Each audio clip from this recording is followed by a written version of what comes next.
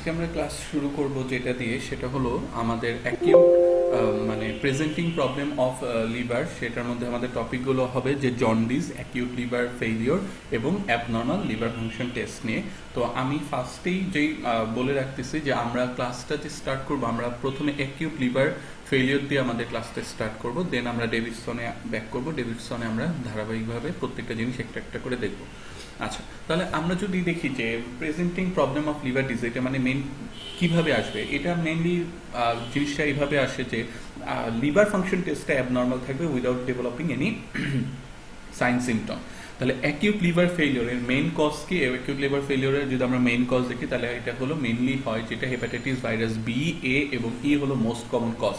এখন acute liver failure আমাদের কাছে আসবে কি ফিচার নিয়ে? আমাদের কাছে আসবে হলো হেপাটিক এনকেফালোপ্যাথি হলো ফিচারটা নিয়ে, যেটা 4টা গ্রেড আছে। চারটা গ্রেড, এটা আমরা পরে আরো ডিটেলসে পড়বো। এখন যদি আমরা একটা কেস দেখি যে আ ইয়াং ওম্যান 23 ইয়ার্স ওল্ড, যার র্যাশ এবং জয়েন্ট পেন আছে উইথ অ্যাকিউট লিভার ফেইলিওর, তাহলে এটার ডিডি কি হইতে পারে? ডিডি হইতে পারে এসএলই অথবা ডেঙ্গু কিন্তু হইতে পারে। আচ্ছা, এরপরে আমরা আরেকটা জিনিস দেখবো যে Wilson disease. Wilson disease normally অ্যাডাল্টেও হইতে পারে, চাইল্ডেও হয়, মেনলি তো এটা ডায়াগনোস চাইল্ড এইজে হয়ে যায়। তো 15 years boy with chronic liver disease having some kind of mental issues থাকবে, লাইক নিউরোসাইকেটিক ডিসঅর্ডার থাকবে, এবং এরকম যদি পেশেন্ট থাকে যে পেট ফোলা, পানি আছে পেটে, অ্যাসাইটিস, এবং স্যার বললো যে তোমরা চোখটা এক্সামিন করো, তাহলে আমাদের মাথায় আসতে হবে যে এটা উইলসন ডিজিজ হতে পারে। আচ্ছা, আমাদের চোখে কি আমরা ফাইন্ডিং পাবো? সেটাকে বলা হয় কেসার ফ্লেশার রিং।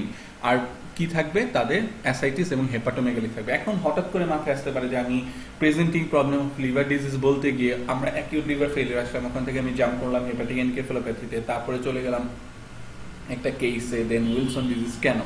কারণ আমরা যদি একটু খেয়াল করি যে আমরা আমাদের আজকের যে ডেভিডসনের যে পেজ থেকে আমরা আমাদের পড়া শুরু হবে যে presenting problem of liver disease, সেটাতে আমরা যদি দেখি যে কি হতে পারে আমরা দুই ভাগে ভাগ করতে পারি। একটা হলো অ্যাকিউট লিভার ইনজুরি, আর একটা কি ক্রনিক লিভার ইনজুরি হতে পারে। তাহলে অ্যাকিউট আর ক্রনিক দুই ভাগে ভাগ করা হয়েছে। তাই অ্যাকিউটে আসলে কিছুই না, যদি আমাদের এরকম দেখো, আমি যেটা বললাম যে অ্যাবনর্মাল লিভার ফাংশন টেস্ট থাকবে কিন্তু কোনো সিমটম ডেভেলপ করবে না, তাহলে নন স্পেসিফিক এবং 6 মাসের কম। আর এটাতে কি থাকবে? এটাতে হলো আমাদের 6 মাসের বেশি থাকবে, এবং এখানে প্রেজেন্টেশনটা কি থাকবে? জন্ডিস একটা প্রেজেন্টেশন থাকতে পারে, পোর্টাল হাইপারটেনশন প্রেজেন্টেশন থাকতে পারে, সিরোসিস একটা প্রেজেন্টেশন থাকতে পারে, এবং হেপাটিক ডিকম্পেনসেশন একটা প্রেজেন্টেশন থাকতে পারে। তাহলে আমাদের হেপাটিক মানে এই যে অ্যাকিউট লিভার ইনজুরি আর ক্রনিক লিভার ইনজুরি কজগুলো কি কি, তাহলে আমরা যদি দেখি এই বক্সটা কিন্তু অনেক ইম্পর্টেন্ট একটা বক্স, যে অ্যাকিউট লিভার ইনজুরির কি কি কজ, যে ভাইরাল হেপাটাইটিস এ, বি, ই, এটা হলো মোস্ট কমন কজ। কিছু ড্রাগ হলো মেইনলি অ্যাকিউট লিভার ইনজুরিটা করে। এছাড়া অটো ইমিউন হেপাটাইটিস আছে, উইলসন ডিজিজ আছে। উইলসন ডিজিজটা অ্যাকিউটও হয়, ক্রনিকও হতে পারে, দুই জায়গায় আছে, এবং অ্যালকোহলিক লিভার ডিজিজ। তাহলে এই যে উইলসন ডিজিজটা যেখানে আছে, এইটার জন্য আমরা মেনলি তখন বললাম যে একটা উইলসন ডিজিজ মেনলি অ্যাডাল্টেও থাকবে, চাইল্ডেও থাকবে, কিন্তু মেনলি চাইল্ড এজে এটা ডায়াগনোস হয়ে যায়। তো এই কারণে তখন আমরা কেসটা আমি খুঁজে দেখলাম যে উইলসন ডিজিজের উপরে কোনো কেস আছে কিনা, এরকম করে লেখা। তো আমি এরকম একটা পেলাম, তো ট্রাই করলাম এটা অ্যাড করা যায় কিনা। আর উইলসন ডিজিজ আমরা পরেও দেখবো উইলসন ডিজিজের আই ফাইন্ডিংটা কি, কেসার ফ্লেশার রিং, এখানে এটার একটা ফাইন্ডিংস। আচ্ছা, এরপরে যদি আমরা দেখি যে অ্যাকিউট লিভার ফেইলিওরটা আমরা পরে শেষ করব, সেটা হচ্ছে যে অ্যাকিউট লিভার ফেইলিওরের মেইন কার্ডিনাল ফিচারটা তাহলে কি? আমরা যে ফার্স্ট স্লাইডে আমরা দেখলাম যে অ্যাকিউট লিভার ফেইলিওরের কার্ডিনাল ফিচারটা হবে কি? কার্ডিনাল ফিচার হবে হলো আমাদের হেপাটিক এনকেফালোপ্যাথি, এর সাথে আমাদের জন্ডিসও থাকতে পারে এবং কোয়াগুলোপ্যাথিও থাকতে পারে। ঠিক আছে, তাহলে acute liver failure main cardinal feature কি হবে যদি আমাদের আসে, তাহলে আমরা বলবো হেপাটিক এনকেফালোপ্যাথি।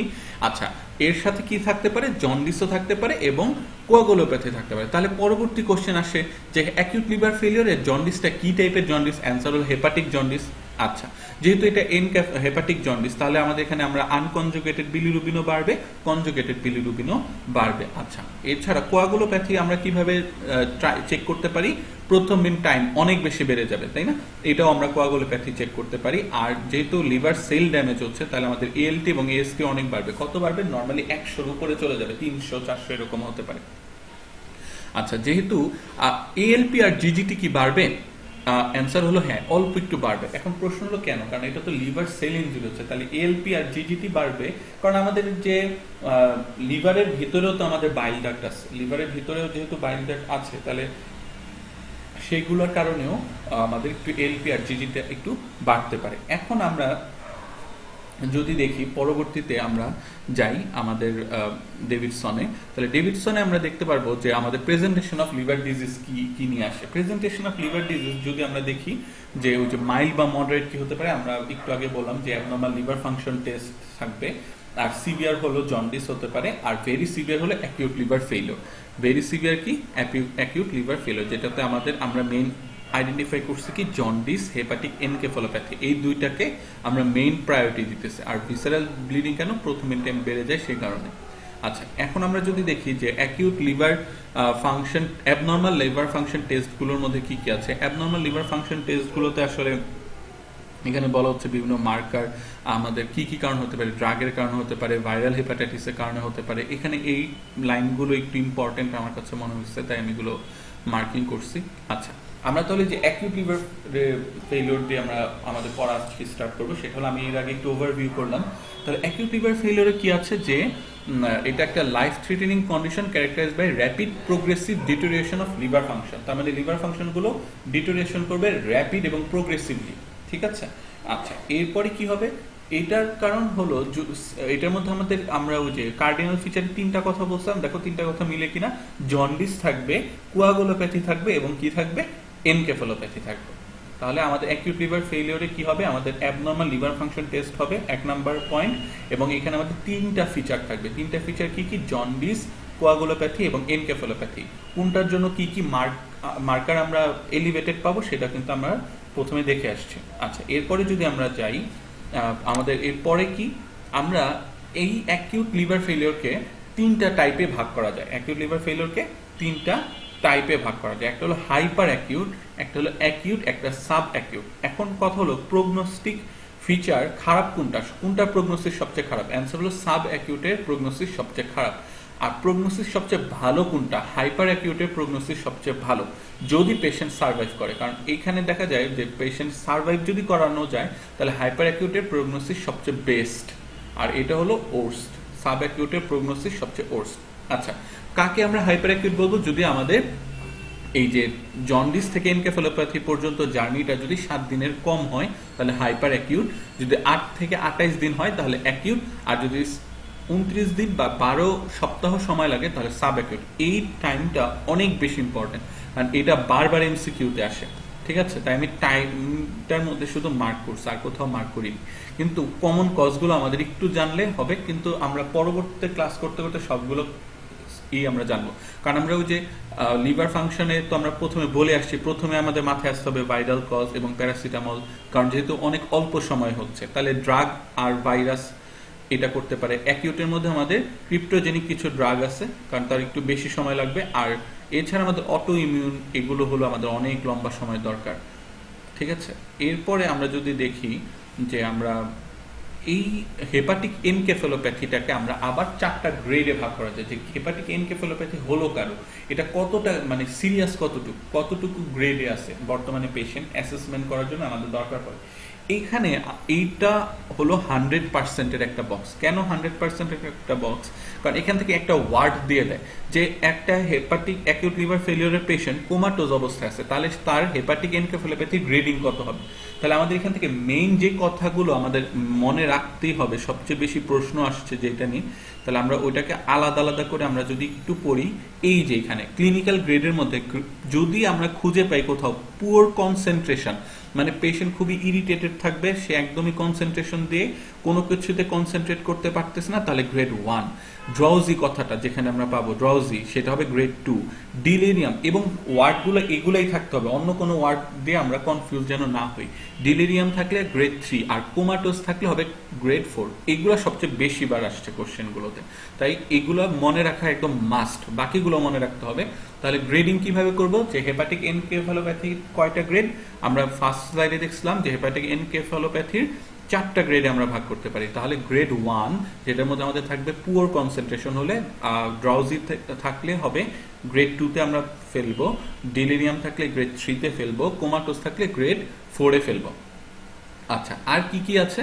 আর আছে হলো আমাদের যে পুয়ার কনসেন্ট্রেশন থাকবে, স্লো মেন্টেশন থাকবে। স্লো মেন্টেশন মানে কি, যে আমরা যদি পেশেন্টকে একটা সহজ যোগ বা বিয়োগ করতে বলি, সেটা মানে করতে খুবই ডিফিকাল্টিস ফেস করবে। এছাড়া যদি ডিসঅর্ডার স্লিপ রিদম দেখা যাবে, মানে রাতে ঘুমায়নি পেশেন্ট, সারাদিন ধরে ঘুমাচ্ছে আবার রাতে ঘুমাচ্ছে না, তাহলে এই প্রত্যেকটা জিনিসে মনে রাখতে হবে। কিন্তু পুয়ার কনসেন্ট্রেশনটা হলো কি পয়েন্ট, এটা মনে রাখতেই হবে। স্লো মেন্টেশন, স্লার্ড স্পিচ, কথা ঠিক মতো বলতে পারতেছে না, এবং স্লিপরি যে প্যাটার্নটা আছে সেটা চেঞ্জ হয়ে গেছে। গ্রেড 2-তে কি পাবো আমরা? গ্রেড 2-তে আমরা পাবো লিথার্জিক আছে, খুবই অ্যাগ্রেসিভ বিহেভ করতেছে এবং ড্রাউজি, এটা দেখবো। গ্রেড 3-তে আমাদের দেখবো যে ডিলিরিয়াম হয়ে আছে, ডিলিরিয়ামটা মেইন পয়েন্ট, এবং এছাড়া হলো ডিসওরিয়েন্টেড হয়ে আছে পেশেন্ট, এবং পেশেন্ট এমনই অবস্থা যে নর্মালি রেসপন্ড করে না, শুধু হলো আমাদের মানে sleepy but respond two pain, ঘুম ঘুম অবস্থায় থাকে। আর গ্রেড 4-এ কি, যে আনরেসপন্সিভনেস থাকবে এবং আনকনসিয়াস থাকবে, মানে কোমাটোজ অবস্থায় থাকবে পেশেন্ট, যে শুধুমাত্র পেইনফুল স্টিমুলাই দিলে শুধু রিয়াক্ট করবে, আদারওয়াইজ তার সাথে মানে অন্য কোনোভাবে সে রেসপন্স করবে না। পেইনফুল স্টিমুলাইতে সে শুধু রেসপন্স করবে। এই হলো 4টা গ্রেডিংয়ে ভাগ করা। তো এই 4টা গ্রেডিংয়ে ভাগ করাটা খুব ইম্পর্টেন্ট। এখন আমরা যদি আসি অ্যাকিউট লিভার ফেলিওরে আমরা ইনভেস্টিগেট কিভাবে করবো, তাহলে অ্যাকিউট লিভার ফেলিওরের কারণ কি ছিল? অ্যাকিউট লিভার ফেলিওরের কারণ ছিল hepatitis A virus, B hepatitis A, hepatitis B এবং হেপাটাইটিস ই। তাহলে এই 3টা ভাইরাস আমাদের জন্য কিভাবে আমরা করি, আমরা ইসে পড়ছি, আমাদের অ্যান্টি হেপাটাইটিস বি অ্যান্টিবডি দেখবো, এ অ্যান্টিবডি দেখবো, অথবা ই অ্যান্টিবডি দেখতে পারি। এগুলো আমরা মাধ্যমে হলো আমরা দেখবো। এবং কোয়াগুলোপ্যাথি কিভাবে করি সেটা আমরা অলরেডি বলছি। প্রথম মিনিটে অনেক বেড়ে যাবে। জন্ডিস হলে আমরা কি দেখবো? জন্ডিসের জন্য আমরা তার আনকনজুগেটেড এবং কনজুগেটেড, যেহেতু এটা হেপাটিক জন্ডিস হবে তাহলে বোথ বাড়বে। এবং এনকেফালোপ্যাথির জন্য আমরা ভাইরাল মার্কারও দেখতে পারি, আবার লিভারের এএসটি এলটিও দেখতে পারি। তাহলে আমরা অলরেডি ইনভেস্টিগেশনটাও জানি, ইনভেস্টিগেশন সম্পর্কেও জানি। এরপরে যেটা জানতে আমার হবে সেটা হলো adverse prognostic criteria in acute liver failure. এইটা আমাদের দেশে অতটা ফলো করা হয় না, এটা বাইরের দেশে ফলো করা হয়। কারণ আলটিমেটলি যদি আমরা একটু চিন্তা করি যে অ্যাকিউট লিভার মানে লিভার ফেলিওরের আলটিমেট ট্রিটমেন্ট কি, যদি আমাদের দেশে সেটা হয় না, সেটা হলো যে লিভার ট্রান্সপ্লান্ট করা। আমাদের দেশে তো হয় না, আমরা নর্মালি ওষুধ, মেডিকেশন এগুলোর মধ্যেই পেশেন্টকে ভালো রাখি। তাহলে কখন আমরা এটাকে বলবো? যদি প্যারাসিটামল ডোজ, এটা খুবই ইম্পর্টেন্ট, এই বক্সটা অনেক বেশি ইম্পর্টেন্ট পোস্ট গ্রাজুয়েশন এক্সামের জন্য। প্যারাসিটামল ওভারডোজ যদি কজ হয় তাহলে কি, যদি পেশেন্টের অ্যাসিডোসিস ডেভেলপ করে, পিএইচ যদি 7.25 এর নিচে যায়, কখন? যখন আমরা ফ্লুইড রিসাসিটেশন করার পরেও যদি দেখি পেশেন্টের অ্যাসিডোসিস কারেকশন করা যাচ্ছে না 7.25 এর নিচে, অথবা প্রথম দিন টাইম 100 সেকেন্ডের উপরে চলে গেছে, অথবা এড করে আমাদের কি হবে, ল্যাকটেট তৈরি হবে, ল্যাকটিক অ্যাসিডোসিস তৈরি হবে। তাহলে আর্টেরিয়াল ল্যাকটেটের পরিমাণ যদি 5 মিলিমোল পার লিটারের উপরে চলে যায়, তাহলে আমাদের হলো লিভার ট্রান্সপ্লান্ট করতে হবে। আর যদি নন প্যারাসিটামল কেস হয়, তাহলে প্রথম দিন টাইম যদি 100-এর উপরে থাকে, তাহলে অথবা এই নিচের যে কোনো 3টা যদি হয়, জন্ডিস টু এনকেফালোপ্যাথিতে যদি যেতে 7 দিনের বেশি সময় লাগে, এজ যদি 10-এর কম 48-এর বেশি হয়, বিলিরুবিন যদি 300 মাইক্রোমোলের পার লিটার উপরে চলে যায়, অথবা প্রথম মিন টাইম যদি 50 সেকেন্ডের উপরে চলে যায়, বা এগুলোর মধ্যে যে কোনো 3টা যদি থাকে, তাহলে হলো আমরা এটা অ্যাডভার্স প্রগনোস্টিক ক্রাইটেরিয়া হিসেবে ধরবো। ঠিক আছে, তাহলে এইটা হলো আমাদের অ্যাকিউট লিভার ফেলিওর। তাহলে আমরা অ্যাকিউট লিভার ফেলিওর নিয়ে কি কি দেখলাম, আমরা যদি আবার একবার একটু রিভিউ করি, যে আমরা প্রথমেই দেখলাম যে আমাদের প্রেজেন্টিং কমপ্লেইন্টস মানে প্রেজেন্টিং লিভার প্রবলেমস অফ লিভারের মধ্যে কি থাকতে পারে, অ্যাকিউট লিভার ফেলিওর। তো অ্যাকিউট লিভার ফেলিওরের মেইন কারণ কি, hepatitis A virus, B virus এবং ই ভাইরাস, এবং এটা ফিচারটা কি থাকবে, জন্ডিস থাকবে, কোয়াগুলোপ্যাথি থাকবে এবং এনকেফালোপ্যাথি থাকবে। ইনভেস্টিগেশনে যদি যাই, কোয়াগুলোপ্যাথিকে আমরা ইনভেস্টিগেট করব প্রথম ইন টাইম আনকনজুগেটেড বিলিরুবিন, এবং কনজুগেটেড বিলিরুবিন বাড়বে হেপাটিক জন্ডিসে, আর এনকেফালোপ্যাথির জন্য লিভার ফাংশনের টেস্ট হবে। এরপরে আমরা যদি দেখি যে আমাদের লিভার অ্যাকিউট লিভার এটাকে আমরা 3টা ভাগে ভাগ করতে পারি, একটা হলো হাইপার অ্যাকিউট এবং সাব অ্যাকিউট। আর প্রেজেন্টেশন যেটা নিয়ে আসবে হলো এনকেফালোপ্যাথিকে আমরা 4টা গ্রেডে ভাগ করতে পারি। এইগুলো আমাদের সবচেয়ে বেশি ইম্পর্টেন্ট। পরবর্তী যেই আমাদের প্রেজেন্টিং প্রবলেমস অফ লিভার, সেটা হলো আমাদের জন্ডিস। তাহলে জন্ডিস কি হতে পারে? জন্ডিস হতে পারে আমাদের প্রি হেপাটিক, হেপাটিক এবং পোস্ট হেপাটিক, তাই তো? তাহলে প্রি হেপাটিকে যে জন্ডিসটা হবে সেটাতে আমাদের কোন ধরনের বিলিরুবিন বেড়ে যায়? আমরা সবাই জানি যে আমাদের প্রি হেপাটিক জন্ডিস আমাদের আনকনজুগেটেড বিলিরুবিনটা বাড়ে, আর পোস্ট হেপাটিককে আমাদের কনজুগেটেড বিলিরুবিনটা বাড়ে। আর হেপাটিকে কি বাড়ে? হেপাটিকে বোথ আমাদের আনকনজুগেটেড এবং কনজুগেটেড বিলিরুবিনটাই বাড়ে।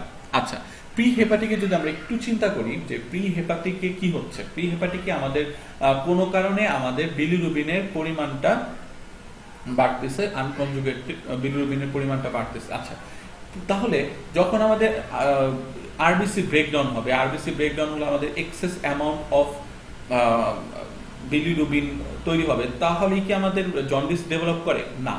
নর্মালি আমাদের লিভার 6 টাইমস, আমরা যদি এখানে খেয়াল করি যে নর্মালি আমাদের লিভার নর্মালের থেকে 6 টাইমস বেশি হলো বিলিরুবিনকে তোমার মেটাবোলাইজ করতে পারে। হ্যাঁ, এটা আমাকে এইবার প্যাথোলজি ভাইভাতে জিজ্ঞেস করছিল যে নর্মালি কত টাইমস বেশি করতে পারে, অ্যান্সার হলো 6 টাইমস বেশি করতে পারে। তো এরপরে যখন লিভার 6 টাইমস বেশি বিলিরুবিনকে মেটাবোলাইজ করবে, তারপরে কি কিন্তু আমাদের প্রি হেপাটিক হলো জন্ডিসটা দেখা দিবে। তাহলে আমরা একটু বুদ্ধি করে বলি তো যে প্রি হেপাটিক জন্ডিসটা কি আমাদের সিভিয়ার জন্ডিসের কাতারে পড়বে না মাইল্ড বা মডারেট কাতারে পড়বে? অবশ্যই মাইল্ড বা মডারেট কাতারে হলো আমাদের এই জন্ডিসটা পড়বে। তাহলে প্রি হেপাটিক জন্ডিসে আমাদের আনকনজুগেটেড বিলিরুবিনটা বাড়বে। আচ্ছা, আনকনজুগেটেড বিলিরুবিন যদি বাড়ে, তাহলে আমরা যদি একটু খেয়াল করি, তাহলে আমাদের এখানে ইউরিনারি ইউরোবিলিনোজেনটা কি হবে? আমাদের অনেক বেড়ে যাবে, ইউরিনারি ইউরোবিলিনোজেন। আর হলো গিয়ে কিন্তু আমাদের কি এখানে কনজুগেশনে কোনো সমস্যা হচ্ছে? আমাদের লিভারে কি কোনো সমস্যা আছে? না, লিভার কিন্তু ঠিকই মেটাবলাইজ করতে পারতেছে, লিভার কিন্তু খুব ভালো করে মেটাবলাইজ করতে পারতেছে। তাহলে আমাদের এক্সেসটা হলো আমাদের আনকনজুগেটেড বিলিরুবিনটা বাড়তেছে, কিন্তু লিভার 6 টাইমস মেটাবোলাইজ করার পরেও হলো এক্সেসটা আমাদের আনকনজুগেটেড বিলিরুবিনটা বেড়ে যাচ্ছে প্রি হেপাটিকে। তাহলে লিভার তো কনজুগেট করতে পারতেছে, তাহলে আমাদের ইউরিনে আমাদের বিলিরুবিন কিন্তু থাকবে, বেশি থাকবে, আর ইউরিনারি ইউরোবিলিনোজেনটাও বেড়ে যাবে। ঠিক আছে, এখন কথা হলো ইউরিনের কালার কি হবে? ইউরিনের কালার কিন্তু নরমাল হবে, ইউরিনের মধ্যে কিন্তু আমরা কোনো ধরনের বাইল পিগমেন্ট পাবো না। অ্যান্সার হলো কেন আমরা ইউরিনের মধ্যে বাইল পিগমেন্ট এক্সেস পাবো না? কারণ আমাদের তো এখানে মানে লিভার মেটাবলিজমে কোনো সমস্যা হচ্ছে না। এই কারণে প্রি হেপাটিক জন্ডিসকে কিন্তু বলা হয় একল ইউরিক জন্ডিস। মানে কি? যে ইউরিনে কোনো কোল, মানে কি, মানে এখানে এ মানে হলো অ্যাবসেন্ট, কোল মানে হলো বিলিরুবিন বা বাইল হলো বাইল সল্ট বা বাইল পিগমেন্ট হলো অ্যাবসেন্ট থাকে, একল ইউরিক জন্ডিস বলা হয়। কারণ আমাদের ইউরিনের মধ্যে কোনো ধরনের আমরা সমস্যা পাই না। কিন্তু আমরা যদি পোস্ট হেপাটিক জন্ডিসে দেখি, পোস্ট হেপাটিক জন্ডিসে আমাদের কনজুগেটেড বিলিরুবিনের পরিমাণটা বেড়ে যায় এবং ইউরিনারি ইউরোবিলিনোজেনটা কিন্তু একেবারেই অ্যাবসেন্ট থাকে। কেন ইউরিনারি ইউরোবিলিনোজেনটা অ্যাবসেন্ট থাকে? কারণ এখানে আমাদের অবস্ট্রাকশন হয়, অবস্ট্রাকশনের কারণে আমাদের ইউরিনারি ইউরোবিলিনোজেনটা অ্যাবসেন্ট থাকে। কিন্তু ইউরিন ডার্ক হয়। কেন ইউরিন ডার্ক হয়? কারণ আমাদের তো এখানে কনজুগেটেড বিলিরুবিনটা আছে এবং কনজুগেটেড বিলিরুবিন ওয়াটার সলিবল, এবং ওয়াটার সলিবল হওয়ার কারণে আমাদের হচ্ছে এটা ডার্ক ইউরিন হয়ে যায়। কিন্তু স্টুলের মধ্যে দেখো যে আমাদের কি গাটের মধ্যে যেহেতু আমাদের কোনো ইউরোবিলিনোজেন নাই, তাহলে আমরা তো জানি ইউরোবিলিনোজেনটা স্টার্কোবিলিনোজেন হিসেবে হলো গিয়ে আমাদের স্টুলের সাথে পাস করে, কিন্তু এখানে যেহেতু কোনো ইউরোবিলিনোজেন একেবারে অ্যাবসেন্ট হওয়ার কারণে আমাদের স্টুলটা হবে পেল, কিন্তু ইউরিনটা ডার্ক হবে। কেন? কারণ কনজুগেটেড বিলিরুবিন ওয়াটার সলিবল। আর এই জায়গায় আমাদের ইউরিন এবং স্টুলের কালার কি হবে? প্রি হেপাটিক জন্ডিসে ইউরিন এবং স্টুলের কালার হবে একেবারে নর্মাল হবে। তাহলে বেশি পাবো কি? বেশি পাবো আমরা ইউরিনারি ইউরোবিলিনোজেনটা বেশি পাবো। আমি এখানে যে পয়েন্টগুলো লিখছি, এই পয়েন্টগুলো নিয়ে আসলে মেনলি কনফিউশন তৈরি হয়। তাই আমি এত বেশি সব পয়েন্ট আমি নিয়ে আসি না, আমি যেগুলো নিয়ে কনফিউশন হয় সেগুলো নিয়ে আসতে ট্রাই করছি। তাহলে এইখানে আমরা যদি একটু খেয়াল করি যে প্রি হেপাটিক জন্ডিসের কজ কি হতে পারে, একটা হলো হেমোলাইটিক হতে পারে, আরেকটা হলো গিলবার্ট সিনড্রোম একটা হতে পারে, আর হলো আমাদের পোস্ট হেপাটিক জন্ডিসের কারণ কি? অবস্ট্রাকশন হতে পারে। আচ্ছা, আরেকটা হলো তাহলে মাঝখানে আমাদের বাকি থাকলো কি, মাঝখানে আমাদের বাকি থাকলো হলো হেপাটিক জন্ডিস। তাহলে হেপাটিক জন্ডিস আমাদের হেপাটিক জন্ডিসের যে মার্কার ALT/AST বাড়বে। আর হলো আমাদের পোস্ট হেপাটিক জন্ডিস, এটা হলো অবস্ট্রাকটিভ জন্ডিস বলা হয়, এটাতে আমাদের ALP আর হলো GGT অনেক বেড়ে যাবে। আচ্ছা, এখানে যে আমরা বললাম গিলবার্ট সিনড্রোমটা কি? গিলবার্ট সিনড্রোম হলো একটা কনজেনিটাল অ্যানোমেলি। সেটাতে কি মানে অ্যানোমেলি না, কনজেনিটাল হাইপারবিলিরুবিনিমিয়া বলি আমরা এটাকে। কনজেনিটাল হাইপারবিলিরুবিনিয়া কি, যে পেশেন্ট এসে বলবে যে আমি রোজা রাখছিলাম, ফাস্টিং করতেছিলাম, তো হঠাৎ করে দেখে আমার চোখ হলুদ হয়ে গেছে, অথবা স্ট্রেস কন্ডিশনে অথবা হলো গিয়ে জার্নি করছে, জার্নি করার কারণে তার হলো গিয়ে এই চোখ হলুদ হয়ে গেছে। তাহলে এইটা কি করব আমরা? এইটা হলো পেশেন্ট এমনিতেই ঠিক হয়ে যায়, তাই আমরা এটার কি কোনো ট্রিটমেন্ট আছে? অ্যান্সার হলো না, ট্রিটমেন্ট নেই। কিন্তু এটা তো বলা যাবে না যে ট্রিটমেন্ট নেই, এটা হলো পেশেন্টকে রিঅ্যাসুরেন্স করতে হবে যে আসলে এটা আপনার এই কনজেনিটাল একটা হাইপারবিলিরুবিনিমিয়া, এটাকে আমরা গিলবার্ট সিনড্রোম বলি। এটা নর্মালি আপনি ফাস্টিং অবস্থায় বা স্ট্রেসড যদি হন অথবা যদি জার্নি করেন, তাহলে আপনার এই বিলিরুবিনটা বেড়ে যেতে পারে, তো এবং এটা আপনি ঠিক হয়ে যাবে, এটা চিন্তা করার কিছু নেই। তাহলে এটা ট্রিটমেন্ট কি? অ্যান্সার হলো রিঅ্যাসুরেন্স। তাহলে আমরা এটা দেখলাম কি, জন্ডিস এবং আমরা এখানে একটু আমরা ডেভিডসন এবার ব্যাক করি। অনেকক্ষণ আমরা আলোচনা করলাম, প্রিভিউ দিলাম। তাহলে আমরা জন্ডিস কখন বলবো? জন্ডিস আমরা বলবো যদি আমাদের প্লাজমাতে বিলিরুবিন হলো 2.5 মিলিগ্রাম পার ডেসিলিটার এক্সিড করে, তখন আমরা এটাকে বলবো জন্ডিস। হ্যাঁ, আচ্ছা, তাহলে জন্ডিস আমরা ভাগ করতে পারলাম কি, প্রি হেপাটিক জন্ডিস কি কারণে হতে পারে? হিমোলাইসিসের কারণে হতে পারে, অথবা কনজেনিটাল হাইপারবিলিরুবিনিয়া যেটাকে কি বলা হয়, গিলবার্ট সিনড্রোম বলা হয়, সেই কারণে হতে পারে। এবং এটাতে আমাদের নর্মালি কি হয় যে আমাদের এই যে 6 টাইমস আমাদের লিভারটা এটাকে মেটাবলাইজ করা ট্রাই করে, এরপরে গিয়ে আমাদের আনকনজুগেটেড বিলিরুবিনটা অ্যাকুমুলেট হয়। আচ্ছা, এরপরে যদি আমরা দেখি যে হেপাটিক জন্ডিস আমাদের কি হবে? হেপাটিক জন্ডিসে আমরা যদি দেখি যে এটার হলো গিয়ে অনেকগুলো কারণ আছে। এটা আমাদের হেপাটিক রিজন হইতে পারে, এবং এটার মধ্যে জন্ডিস হলো এই লাইনটা এখানে খুবই একটা ইম্পর্টেন্ট একটা লাইন, যে hepatic jaundice can be manifestation of extra hepatic disease such as sepsis অথবা রাইট হার্ট ফেলিওর কারণে হতে পারে। এবং jaundice results from an inability of the liver to transport bilirubin into the bile. মানে jaundice কেন হচ্ছে? ইনএবিলিটির কারণে of the liver to transport bilirubin into the বাইলে, occurring at any point between uptake of unconjugated bilirubin into the cell and transport of conjugated bilirubin into the হলো ক্যানালিকুলা। অর্থাৎ sell থেকে conjugated তোমার আনকনজুগেটেড বিলিরুবিনটাকে ক্যারি করে এটাকে লিভারে metabolise করে কনজুগেশনে convert করে, তারপর সেই কনজুগেটেড বিলিরুবিনটাকে বাইলে পর্যন্ত ট্রান্সফার করার পর্যন্তই পুরো সময়টা হলো হেপাটিক জন্ডিসের আন্ডারে পড়ে। তাই হেপাটিক জন্ডিসের কনজুগেটেড বিলিরুবিনও বাড়ে, আনকনজুগেটেড বিলিরুবিনও বাড়ে।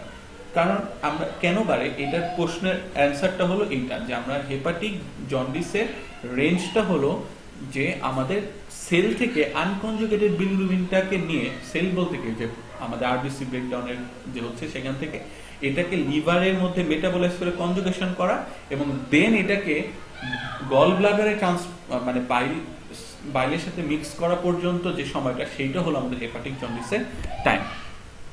এরপরে যদি আমরা একটু দেখি আমাদের পোস্ট হেপাটিক জন্ডিস, আচ্ছা আমাদের হেপাটিক জন্ডিসে কি হতে পারে? হেপাটিক জন্ডিসে হলো আমাদের ALT/AST বাড়তে পারে, অলরেডি আমরা অনেকবার বলছি। এছাড়া আমরা আল্ট্রাসাউন্ড করতে পারি আমরা এগুলো দেখার জন্য, সিটি স্ক্যান আমরা ওটা পরে আসতেছি। পোস্ট হেপাটিক জন্ডিস তো আমরা বললাম যে ওটা অবস্ট্রাকশনের কারণে হয়। তাহলে আমরা যদি একটু দেখি যে আমাদের common causes of serum transaminases, elevated serum transaminases গুলো বাড়ার কারণ কি? যদি এটা একটু মুখস্থ করার জিনিস, এখানে বোঝার জিনিস কম আছে, সেটা হলো যদি আমরা দেখি যে আমাদের ALT/AST এগুলো আমাদের মাইনর বাড়ছে, তখন আমরা মাথায় কি কজ চিন্তা করবো? আমরা চিন্তা করবো হেপাটাইটিস সি অথবা হেপাটাইটিস বি, এরকম চিন্তা করবো। যদি আমরা দেখি যে 100 থেকে 300-র মধ্যে বাড়ছে, তখন আমরা চিন্তা করবো যে নন অ্যালকোহলিক স্ট্যাটোহেপাটাইটিস অথবা অটোইমিউন অথবা উইলসন হয়েছে। আর মেজর যদি এলিভেশন হয় তখন আমরা চিন্তা করব কি যে অ্যাকিউট ভাইরালের কারণে হয়েছে কিনা বা ইসকেমিক হেপাটাইটিসের কারণে হয়েছে কিনা অথবা প্যারাসিটামল মানে টক্সিসিটির কারণে হয়েছে কিনা ড্রাগস হিসেবে, এগুলো আমরা চিন্তা করবো। তার মানে এই বক্সটা কিসের জন্য? এই বক্সটা আমাদের একটু কজগুলো মুখস্থ করতে হবে যে আমরা যে লিভার ফাংশন টেস্টটা দেখবো, আমরা যদি দেখি অল্প বাড়ছে তাহলে কোন কোন কজগুলো চিন্তা করব, যদি আমরা দেখি মোটামুটি বাড়ছে তাহলে মডারেটে কোন কোন কেসগুলো চিন্তা করবো, আর বেশি বেড়ে গেলে কোন কজগুলো চিন্তা করবো সেটার জন্য। এরপরে এই বক্সটা পড়াটা খুব ইম্পর্টেন্ট। এই বক্সটা হলো 2000% ইম্পর্টেন্ট। কেন? কারণ কজেস অফ কোলেস্ট্যাটিক জন্ডিস এটা সরাসরি প্রশ্ন করে। এটার কোলেস্ট্যাটিক জন্ডিসের কারণ কি? হেপাটিক একটা কারণ আছে আর পোস্ট হেপাটিকের কারণ আছে। তাহলে আমরা পোস্ট হেপাটিক দিয়ে পড়া স্টার্ট করি। পোস্ট হেপাটিকেও আবার আমাদের তিনটা ভাগ করে পড়লে সবচেয়ে ভালো হয়। একটা হলো কি মুরাল, ইন্ট্রামুরাল আর এক্সট্রামুরাল। তাহলে আমি এটাকে ভাগ করে এখানে এইভাবে লিখছিলাম, এটা তোমরা চাইলে লিখে নিতে পারো যে পোস্ট হেপাটিক কজগুলোকে আমরা তিনটা ভাগ করে পড়বো। একটা হলো এক্সট্রামুরাল, একটা হলো মুরাল, আর একটা হলো ইন্ট্রামুরাল। তাহলে ইন্ট্রামুরালের মধ্যে কোন দুইটা কজ হলো কোলিডোকোলিথিয়াসিস আর প্যারাসাইটিক ইনফেকশন হতে পারে, অ্যাসকারিসিস লুম্বিকয়েডিস, বাইল ডাক্টে আটকায় যেতে পারে। তাহলে ইন্ট্রামুরালের কারণ কি? কোলিডোকোলিথিয়াসিস আর প্যারাসাইটিক ইনফেকশন হতে পারে। মুরালের মধ্যে কজ কি হতে পারে? পিসিএস। পিসিএস মানে কি? প্রাইমারি স্ক্লেরোসিং কোলানজাইটিস, স্ট্রিকচারের কারণে হতে পারে অথবা IgG4 কোলানজাইটিসের কারণে হতে পারে। আর এক্সট্রামুরাল কি? যে কোনো ধরনের carcinoma, pancreatic carcinoma, gall bladder carcinoma except bile duct carcinoma. তাহলে আমরা যদি ওই বক্সে যাই দেখি তো আমাদের সব পড়া হয়েছে কিনা পোস্ট হেপাটিকে কজে। এই যে দেখো IgG4 কোলানজাইটিস কি? এটা মুরাল।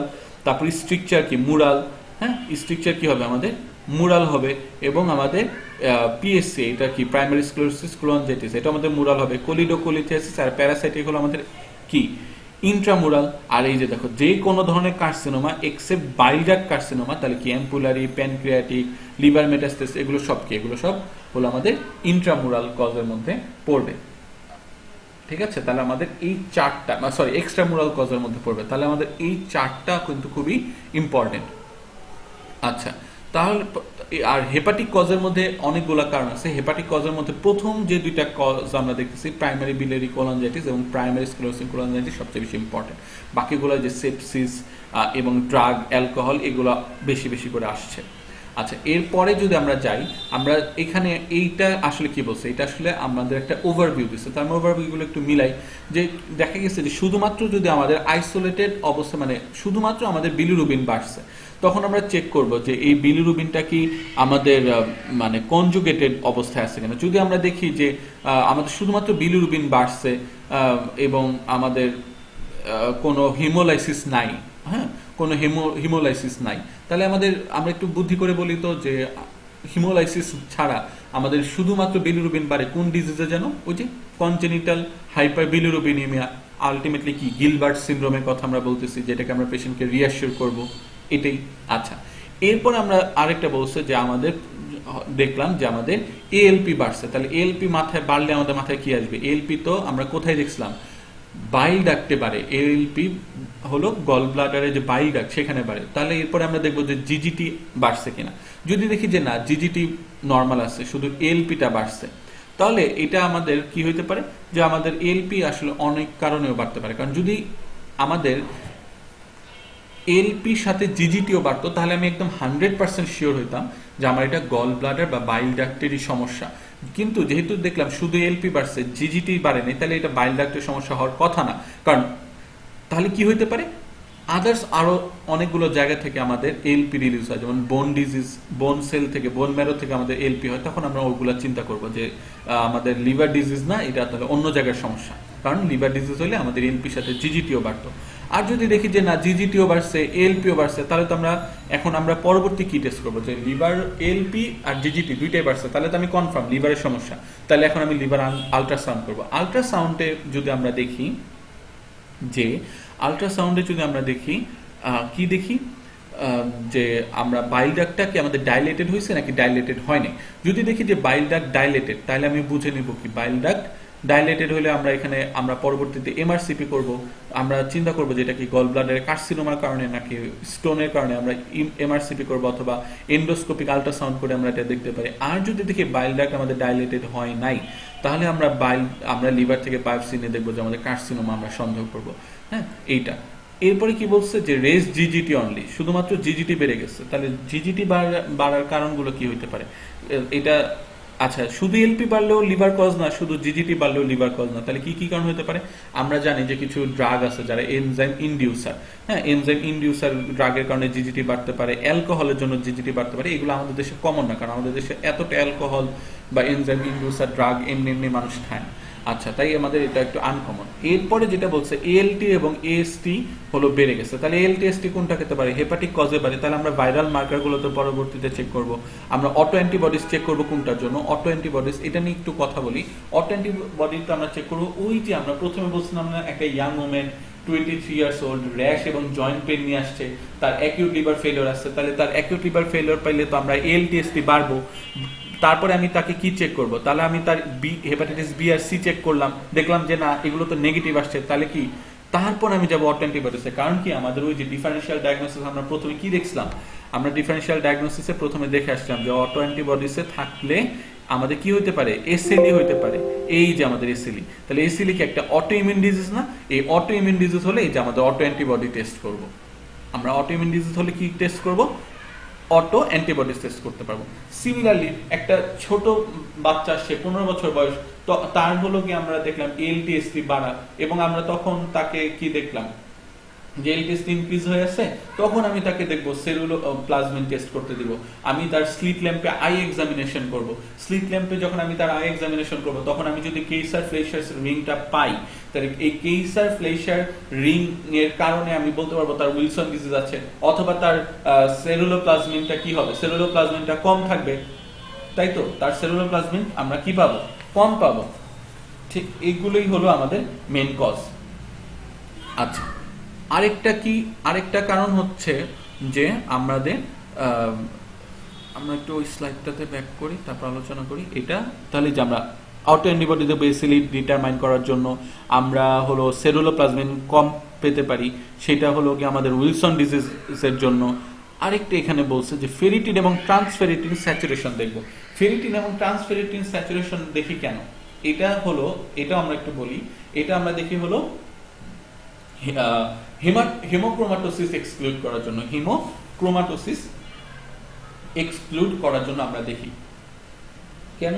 আমরা যদি পেশেন্ট আসে যে new onset of diabetes mellitus আছে, তার হাইপার পিগমেন্টেশন হয়েছে, মানে সে আগে ফর্সা ছিল, এখন হালকা হালকা করে মানে তার গায়ের রং ডার্ক হয়ে যাচ্ছে, বা ব্রোঞ্জ পিগমেন্টেশন যেটাকে বলে, এবং তার একই সাথে হাইপোগোনাডিজম ডেভেলপ করতেছে, এবং তার এএলটি এসটিও হলো মার্ক ইনক্রিজ, তখন আমি তাকে ফেরিটিন এবং ট্রান্সফেরিটিন চেক করে আমি তার হিমোক্রোমাটোসিস এক্সক্লুড করব।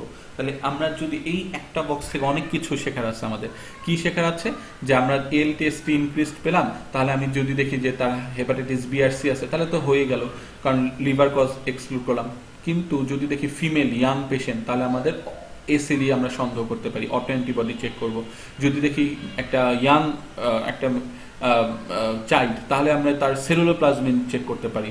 অথবা যদি আমি খেয়াল করি যে পেশেন্টের তো সাথে নিউ অনসেট অফ ডায়াবেটিস আছে, তার গায়ের রং ডার্ক হয়ে যাচ্ছে এবং তার হাইপোগোনাডিজম ডেভেলপ করতেছে, তখন আমি তাকে ফেরিটিন এবং ট্রান্সফেরিটিন চেক করতে পারি। তাহলে এই বক্সটাও আমার কাছে মনে হয়েছে যে অনেক বেশি আমাদের নলেজেবল একটা বক্স। আচ্ছা, এরপরে আমরা যদি দেখি যে জন্ডিসে আমাদের কি কি হিস্ট্রি নিতে হবে, এটা আমরা মোটামুটি সবাই জানি যে জন্ডিসে আমাদের ইচিং হইতে পারে। কারণ কি ইচিং হইতে পারে? যে আমাদের ইরিটেশন করে বাইল পিগমেন্টগুলো বা সল্ট, এবং আমাদের অ্যাবডোমিনাল পেইন হলো কি আমাদের করবে। অ্যাবডোমিনাল কি হচ্ছে? চারকোট ট্রায়াঙ্গেলে যদি আমরা দেখি আমাদের কি থাকে? ফিভার থাকে, পেইন থাকে, এবং সিস্টাইটিস থাকবে। ওয়েট লস যদি আমাদের লিভার যদি আমাদের কার্সিনোমা হয়, তখন আমাদের ওয়েট লস থাকবে। ড্রাই আইস এবং ড্রাই মাউথ হইতে পারে। Dry cholangitis. আচ্ছা, আমি তখন কি যেন বলতেছিলাম? চারকোট ট্রায়াঙ্গেলে কোলানজাইটিস হতে পারে। আচ্ছা, ড্রাই আই এবং ড্রাই মাউথ আমাদের থাকতে পারে, এবং ডার্ক ইউরিন এবং পেল স্টুল হতে পারে। এগুলোর প্রত্যেকটা কারণে আমরা জানছি। এছাড়া আমরা তার রিসেন্ট ড্রাগ হিস্ট্রি নিব, তো সে অ্যালকোহল আছে কিনা, রিসেন্টলি ব্লাড ট্রান্সফিউশন করা হয়েছে কিনা, ট্রাভেল হিস্ট্রি আছে না, পেশেন্ট যদি ব্যাংকক থেকে ঘুরে আসে, থাইল্যান্ড থেকে ঘুরে আসে, তখন এই ট্রাভেল হিস্ট্রিটা আমাদের দরকার। হ্যাঁ, এই অটোইমিউন ডিজিজ, এসিলি, ইনফ্লামেটরি বাউল ডিজিজের কারণে অনেক সময় হলো আমাদের এইটা থাকতে পারে, ইনফ্লামেটরি বাউল ডিজিজের হিস্ট্রি আমাদেরকে নিতে হবে। আচ্ছা,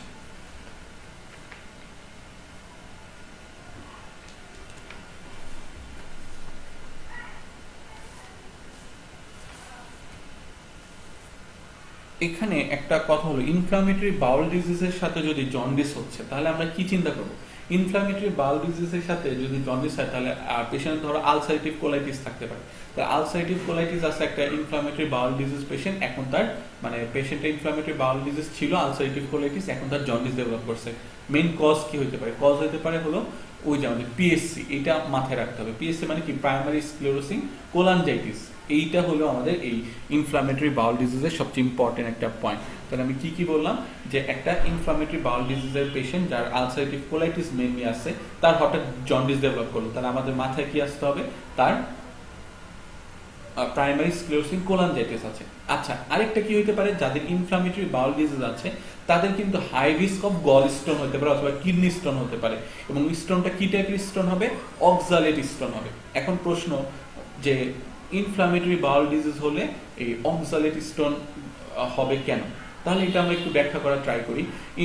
এটা কিন্তু এইখানে লেখা নেই, ডেভিডসনে লেখা নেই, আমি একটু খুঁজে নিয়ে আসছি, কারণ এই কোশ্চেনটা অনেক সময় অ্যারাইজ করতে পারে অনেকের মনে, যে ইনফ্লামেটরি বাউল ডিজিজের সাথে কেন হলো গল স্টোনের সম্পর্ক আমরা দিলাম, এবং আমরা একদম এক্সক্লুসিভলি বলতেছি যে অক্সালেট স্টোন টাইপের স্টোন ফর্ম করবে।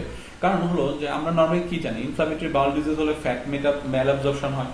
এখন ফ্যাট হলো একটা দুষ্ট জিনিস, কেন? কারণ ফ্যাট একা ম্যাল অ্যাবজর্পশন হয় না, একা বের হয়ে যায় না, ও ক্যালসিয়ামকে সাথে করে নিয়ে বের হয়ে যায় টয়লেটের সাথে। নর্মালি হওয়ার কথা ছিল কি, এই ক্যালসিয়ামটা অক্সালেটকে সাথে করে নিয়ে টয়লেটের সাথে বের হবে, কিন্তু এখন যেহেতু ফ্যাট ম্যাল অ্যাবজর্পশন হচ্ছে, তাহলে ফ্যাটটা ক্যালসিয়ামকে নিয়ে বের হচ্ছে, আমাদের গাটের মধ্যে অক্সালেটের পরিমাণ বেড়ে যাচ্ছে, তাহলে এই অক্সালেটটা অ্যাবজর্ব হবে বেশি বেশি, তাহলে আমাদের কি হবে? হাইপার অক্সালেট ইউরিয়া হবে। এই হাইপার অক্সালেট ইউরিয়াটা আমাদের রেনাল স্টোনও ফর্ম করতে পারে, গল স্টোনও ফর্ম করতে পারে। তাহলে গল স্টোন বা রেনাল স্টোন যে ফর্ম করবে সেটা কি পিগমেন্টেড স্টোন হবে, নাকি কোলেস্টেরল স্টোন হবে, নাকি অক্সালেট স্টোন হবে? অ্যান্সার হলো অক্সালেট স্টোন হবে। কেন স্টোন হবে সেটা আমি বললাম। তাহলে এখান থেকে আমাদের এইটাই পড়ার ছিল এই বক্সটা থেকে। এরপরে আমরা দেখব এই বক্স হলো কনজেনিটাল নন হিমোলাইটিক হাইপারবিলিরুবিনেমিয়া। কনজেনিটাল নন হিমোলাইটিক হাইপারবিলিরুবিনের মধ্যে কি আছে? Gilbert syndrome. তাহলে ওই যে দেখি, আচ্ছা, নন হিমোলাইটিক হাইপারবিলিরুবিন, এখন হাইপারবিলিরুবিনিয়ামটা কি? কনজুগেটেড না আনকনজুগেটেড? তাহলে যদি আমরা দেখি যে এই হাইপারবিলিরুবিনেমিয়া, কনজেনিটাল হাইপারবিলিরুবিনেমিয়াটা আনকনজুগেটেড, তাহলে আমাদের প্রথমে মাথায় আসবে কি? Gilbert syndrome. গিলবার্ট সিনড্রোম হলে যে আমরা বলছি মাইল্ড জন্ডিস হবে এবং এটার কোনো ট্রিটমেন্টের দরকার নাই। এছাড়া আমাদের হতে পারে সিগলার নেজার সিনড্রোম। সিগলার নেজার সিনড্রোমটা টাইপ 1 আর টাইপ 2। টাইপ 1টা হলো এইটার মধ্যে গ্লুকোরোনাইল ট্রান্সফারেন্সটা একেবারে থাকেই না। তাহলে গ্লুকোরোনাল ট্রান্সফারটা যদি একেবারে অ্যাবসেন্ট থাকে, একেবারেই না থাকে, তাহলে এই পেশেন্ট একেবারে নিউনেট অবস্থাতেই তার প্রচুর বিলিরুবিন বেড়ে যাবে এবং ব্লাড ব্রেইন ব্যারিয়ার ক্রস করে এটা দেখা যাবে যে আমাদের ইসে চলে যাচ্ছে এবং পেশেন্ট কার্নিক টেরাস ডেভেলপ করবে এবং পেশেন্ট আর থাকবে না, বাঁচবে না। হ্যাঁ, আর যদি তার টাইপ 2 হয় তাহলে তো গ্লুকোরোনাইল ট্রান্সফারেন্সটা কম। এই ক্ষেত্রে আমরা কি করব? তখন আমরা ফিনোবারবিটাল দিব। ফিনোবারবিটাল দিলে তার হলো গিয়ে এটা কি, এই যে ইনডিউসার, এনজাইম ইনডিউসার হিসেবে কাজ করে ফিনোবারবিটাল ড্রাগ। এছাড়া আমরা ফটোথেরাপি দিতে পারি। ফটোথেরাপি দিলে আমরা জানি কি, ফটোথেরাপি দিলে বিভিন্ন ধরনের আমাদের আনকনজুগেটেডটা হলো কনজুগেটেড বিলিরুবিনের হলো ই হয়, এটাকে বলা হয়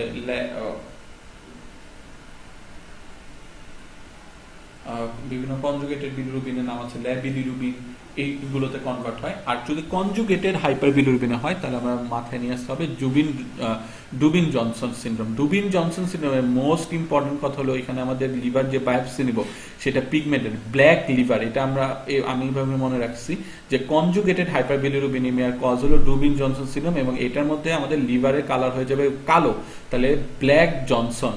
ডুবিন Johnson is equal to black Johnson. কেন ব্ল্যাক বলতেছি? কারণ এখানে আমাদের লিভারের যে বায়োপসি নেব সেটা আমাদের কালো হবে, লিভারটা কালো হবে।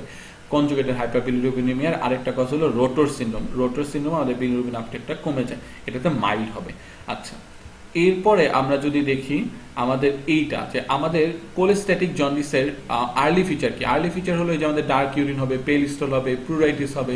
লেটে কি হবে? লেটে হলো আমাদের যেহেতু আমাদের বাইল সল্টের হলো আমাদের ভিটামিনগুলো অ্যাবজর্পশন করতে হেল্প করে, যেহেতু তার বাইল আসতেছে না, তাহলে তার vitamin A D E K deficiency দেখা যা দিবে, তার জ্যান্থোমা ডেভেলপ করবে। আর কোলানজাইটিসের জন্য কি হবে? কোলানজাইটিসের জন্য তো আমরা জানি কোলানজাইটিসের জন্য চারকোট ট্রায়াডস আছে, তাই না? কি কি হইতে পারে আমাদের? ওই যে পেইন, ফিভার এবং রাইগোর্স থাকতে পারে।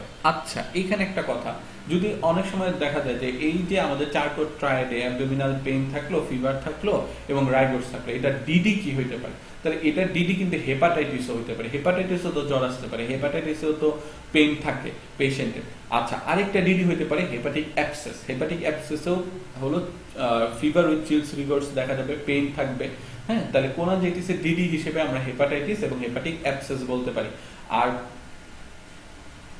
কোলিসিস্টাইটিসে কি ইউজুয়ালি জন্ডিস হয়? হ্যাঁ, জন্ডিস হতে পারে, নর্মালি হয় না। কোলিসিস্টাইটিসে নর্মালি বা ইউজুয়ালি জন্ডিস ডেভেলপ করে না। যদি স্টোনের কারণে কোলিসিস্টাইটিস হয় তাহলে আমাদের এইটা ডেভেলপ করতে পারে।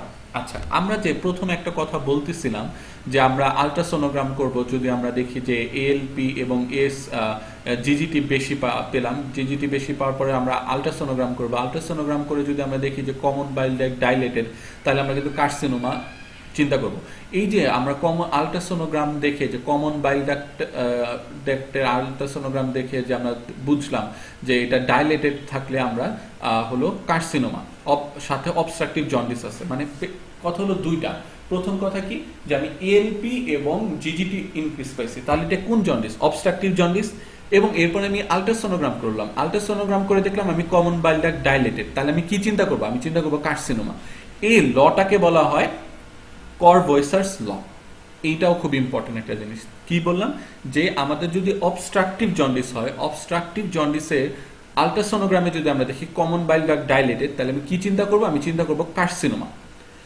এই যে এইটা একটা ল, এই লটাকে বলা হয় কর-ভয়েসার্স ল। ঠিক আছে, এই লটাকে বলা হয় কর-ভয়েসার্স ল। আর আমি যে ওখানে যে বললাম ফেরিটিন এবং ট্রান্সফেরিটিন, এটা যে আমরা এক্সক্লুড করবো কি দেখে?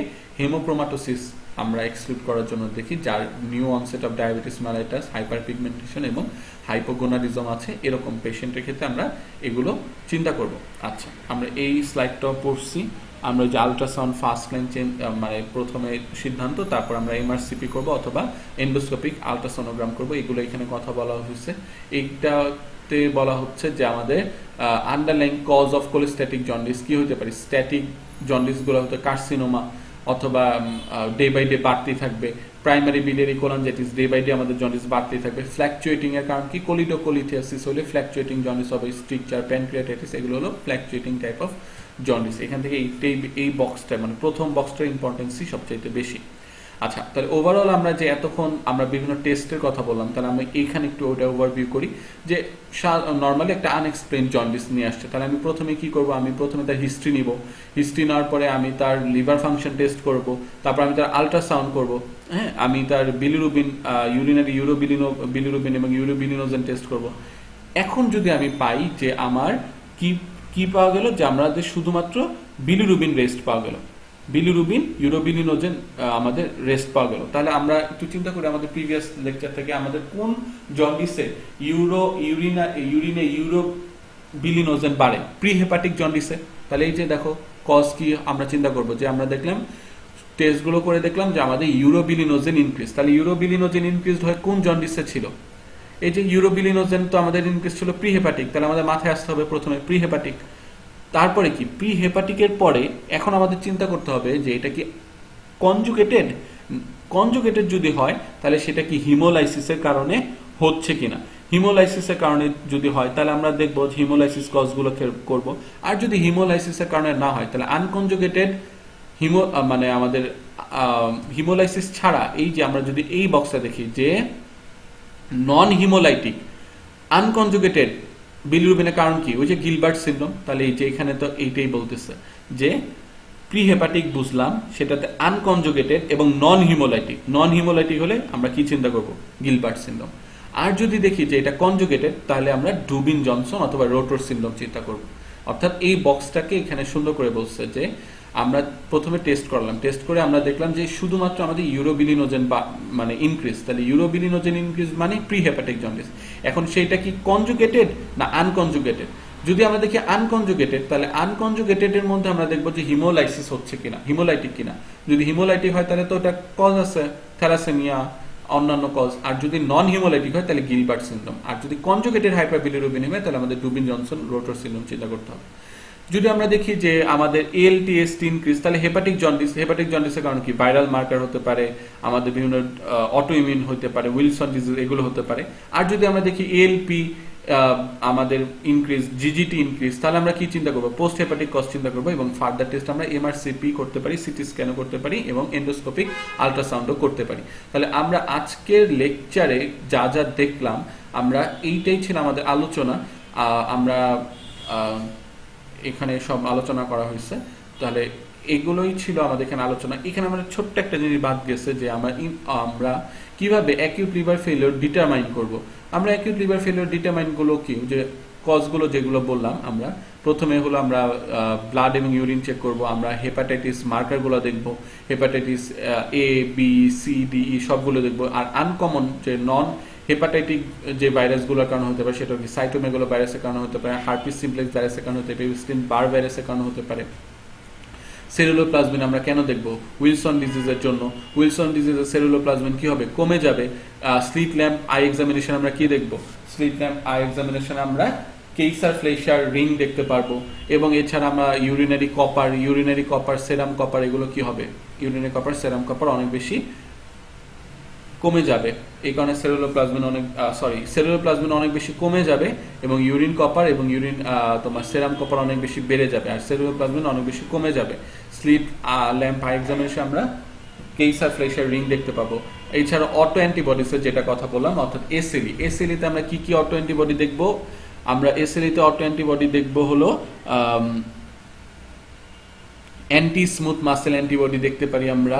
এছাড়া আমরা দেখতে পারি হলো অ্যান্টি নিউক্লিয়ার অ্যান্টিবডি দেখতে পারি। এই অ্যান্টিবডিগুলো দেখবো। সলিউবল লিভার অ্যান্টিজেন দেখতে পারি। তাহলে এগুলো আমরা হলো এসএলই ডিটারমাইন করতে পারি।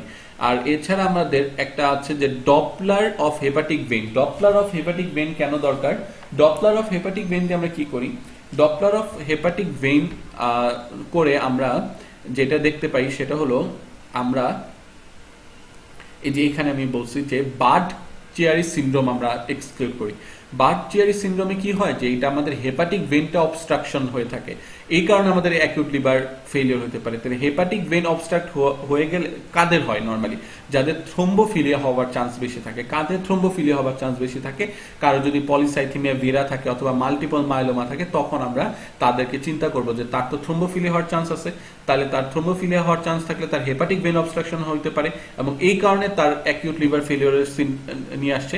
যদি আমরা দেখি যে আসলে তার হেপাটিক ভেইন অবস্ট্রাকশন আছে, তখন আমরা ওই ডিজিজটার নাম বলি বার্ড চিয়ারি সিনড্রোম। আর এই বার্ড চিয়ারি সিনড্রোম এক্সক্লুড করার জন্য আমরা অ্যাকিউট লিভার ফাংশনের আন্ডারে এই ডপলার অফ হেপাটিক ভেইনস আমরা টেস্টটা করি। আচ্ছা, এই বার্ড চিয়ারি সিনড্রোম একটা ট্রায়াড আছে। সেটা কি? যে আমাদের র্যাপিডলি ডেভেলপিং অ্যাসাইটিস থাকবে, অ্যাবডোমিনাল পেইন থাকবে এবং পেইনফুল হেপাটোমেগালি থাকবে, এবং ওখানে আমরা নাটমেগ লিভারটা দেখতে পাই হিস্টোপ্যাথোলজিতে। তাহলে এইটাও ছিল আমাদের আরেকটা ইম্পর্টেন্ট, এখান থেকে এই বক্স থেকে একটা ইম্পর্টেন্ট। আমি ট্রাই করছি যে মানে বক্সের মধ্যে আছে এরকম জিনিসগুলো খুব ডিটেলস একটু মানে বলা, কারণ ডেভিডসনের সবগুলো ডিটেলসে বলা নেই। তাহলে আমরা কেন এই টেস্টটা করবো? এগুলো তো আমরা অ্যাকিউট লিভার ফাংশন, লিভার ফেলিওরের কারণের মধ্যে আমরা যেহেতু ভাইরাল কজগুলো আছে, তাহলে ভাইরালের জন্য এগুলো দেখবো। সাইটোমেগালো হেপাটিক্স, এগুলো আমাদের নন হেপাটিক ভাইরাসের জন্য চেক করব। আমরা এটা উইলসন ডিজিজের জন্য এটা চেক করবো। এই সেলুলোপ্লাজমিন কমে যাবে, এগুলো বেড়ে যাবে। স্লিট ল্যাম্পে আমরা একটা ক্যারেক্টারিস্টিক্স, একটা ফিচার দেখতে পাই। তারপরে আমরা এটা হলো গিয়ে এসএলই একটা কারণ হতে পারে। তাহলে এসএলই ডিটারমাইন করার জন্য আমরা এই anti nuclear antibody test, soluble liver antigen test করব। তারপর আমি এইটা কেন করব? এইটা আমি করবো বার্ড চিয়ারি সিনড্রোমকে এক্সক্লুড করার জন্য। বার্ড চিয়ারি সিনড্রোম কেন হবে? বার্ড চিয়ারি সিনড্রোম হতে পারে যে আমাদের হেপাটিক ভেইন যেটা আছে ওইটা যদি অবস্ট্রাক্ট হয়ে যায়, তখন আমরা এটাকে বার্ড-ক্যারি সিনড্রোম বলি। এটা কাদের হওয়ার চান্স বেশি থাকে? থ্রোম্বোফিলিয়া যাদের আছে, এরকম মানুষ যার মানে পলিসাইথেমিয়া বেরা অথবা মাল্টিপল মাইলোমা সমস্যা আছে, তাদের ক্ষেত্রে এটা চান্স বেশি থাকে এবং তাদের ক্ষেত্রে rapidly developing ascites, abdominal pain এবং পেইনফুল হেপাটোমেগালি ট্রায়াড নিয়ে প্রেজেন্টেশনটা হয় এবং তাদের হিস্টোপ্যাথোলজিতে আমরা নাটমেগ লিভার দেখতে পাই। তাহলে এটাই ছিল মেইনলি আজকে আমাদের যে মেইন ক্লাসের আমার যতটুকু অংশ, সেটা হলো জন্ডিস, অ্যাকিউট লিভার ফেলিওর এবং এটার সাথে মেইন ফিচার হেপাটিক এনকেফালোপ্যাথিটা আলোচনা করা, এটা 4টা গ্রেড, এটার 3টা টাইপ এবং জন্ডিসের 3টা টাইপ এবং তাদের মার্কারগুলো দেখা এবং তাদের কি ফিচার নিয়ে আসা দেখা, এগুলো এবং অ্যাবনর্মাল, এগুলোর উপরে আমরা টোটাল অ্যাবনর্মাল লিভার ফাংশন টেস্টটা আলোচনা করছি। তো আশা করি তোমরা বুঝতে পারছো। আর কোনো সমস্যা থাকলে আমাকে কমেন্ট করে বা মেসেজ দিয়েও জানা যেতে পারে। সো থ্যাংক ইউ সবাই এতক্ষণ ধৈর্য ধরে ক্লাসটা দেখার জন্য। Thank you.